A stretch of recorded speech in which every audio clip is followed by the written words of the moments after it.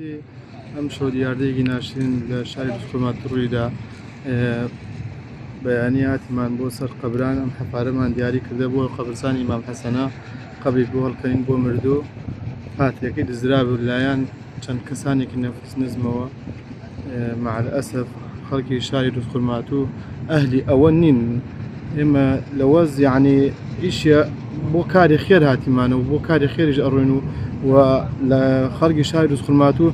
هەر دەستی لە خێرا بیە بەس چەند نەفس نزمێک ئەمە ئیش یەکەم جاریان نییە لە قەبرستانی شەهیدان هاتری حەفارەکەیان دزی و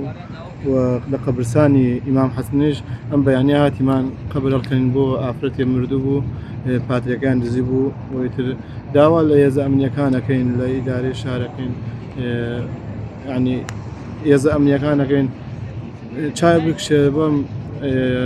ئەم نەفس نزمێ لەواتیان پاتری ئەدزن یا ئاسن و یا قاپی قەبرستان لەو بفترە قاپی قەبرستانەکەین ئاودەسەکانیان دزی و ئین بێتر هەرچی شتێ بێت ئین قەبرستان ئالات قەبرستان بێت بەڕاستی دیاردەیەکی زۆر ناشرینە داواکەین لە هێزە ئەمنیەکان بە چڕی چاوی بم کێشەیە بکشێ وەڵام شەو بەڕاستی ئافرەتەکە سەعات دوو وەفاتی کردبوو دەدەمە ئۆبۆنەی وەزی ئەمنیوە